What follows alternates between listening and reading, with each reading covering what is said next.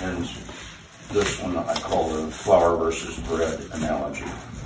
And we're going to rain on the pile of flour, which is a stand-in for unaggregated soil particles, just silt in a pile of silt, sand, and clay.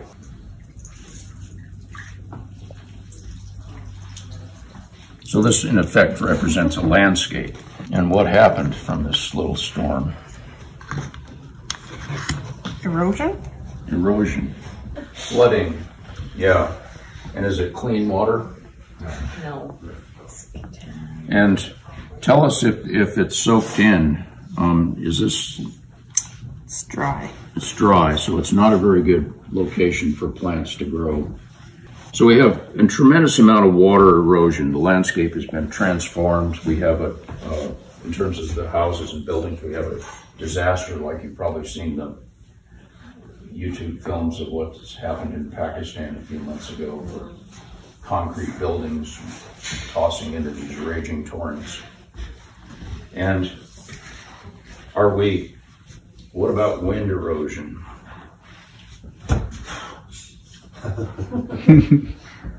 Are we stable against wind erosion, even with all this flooding and moisture? No. Okay, what does it take to turn flour into bread? A little bit of yeast, a little bit of heat. Yeast. Yeast is the key ingredient. And what is yeast? Fungus. It's a fungus, and it's a microbe that metabolizes things in the flour and changes the texture, and it enables a different texture. So let's rain on the bread and reflect on the difference here. This is something you can do, that your kids can do, that anybody can do. It doesn't take a PhD in soil science to do this.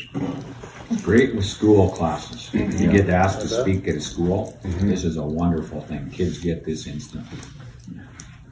And what do people observe here?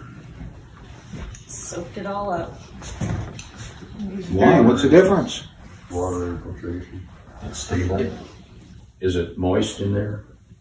I would think All the so, way yeah. through, probably. Yeah. And what about flooding or water quality? Well, and what is seeping out the bottom is clean, right? Versus that's cloudy, but most of it's staying there and it's slowly moving. Like what is coming out is just slowly seeping out.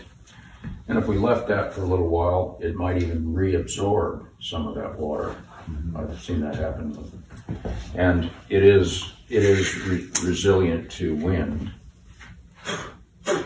Can't move that with a wind gust. This is a demonstration of the importance of aggregation.